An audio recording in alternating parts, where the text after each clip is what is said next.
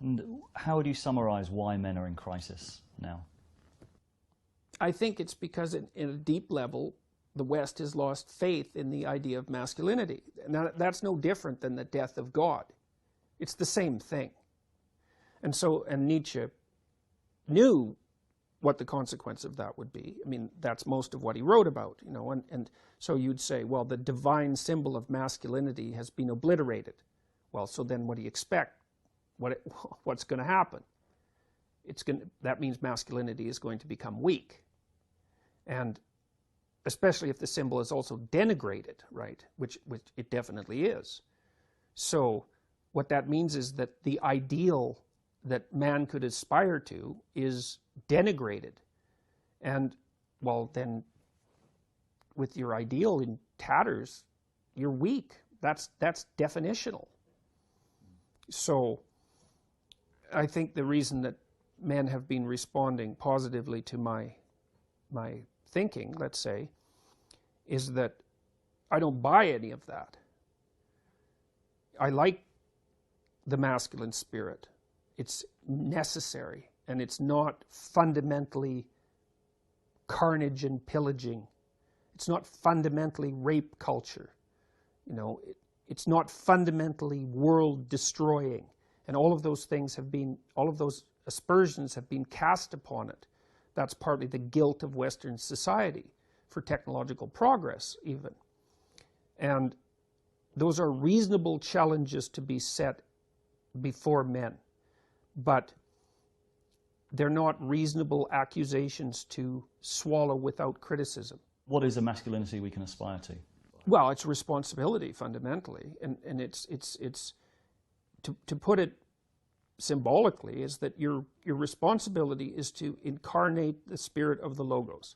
That's your responsibility. That's your role in life, and that is independent to some degree in whether or not you accept the idea of a transcendent and eternal reality. Now, I'm not making a case for that or against that. Those things are beyond human understanding. But we know what happens if people act poorly, if men act badly. We know what happens. We know that the world turns into something that's so close to hell that the difference is trivial. We know that. That's the story of the 20th century. So we should learn that lesson. And what that lesson is pick up the world on your shoulders and walk forward. Pick up the world with all of its trouble, with all of its suffering, with all of its evil, and move forward with it. And in bearing that burden, learn that you're the sort of creature that can bear that burden and therefore deserving of respect. That's identification with the Logos, and I've never encountered an idea that's better than that, because it's so not naive. It's the opposite of naive. It's like there's terrible evil and there's terrible suffering. It's bottomless. But the human spirit is capable of voluntarily taking that on as a challenge. Well, it's worth a try. And that's where we get meaning.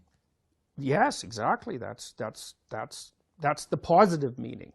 That's the positive meaning. That's the world-affirming meaning, you know, and that's self-esteem, let's say, you know, which is very poorly characterized. It's very shallowly characterized because it usually doesn't involve any sense of responsibility. But, you know, it's obvious. It's obvious in some ways. If you look at the people that other people spontaneously respect, unless they've become unbelievably cynical, it's the people who adopt responsibility and deal with it competently. So it's not a mystery that that would be what you could aspire to. Now, it gets undermined if you feel that that force of responsibility is the raping and pillaging patriarchal culture that's despoiling the natural environment and that's equivalent to a cancer. Well, you know, no. I don't buy that.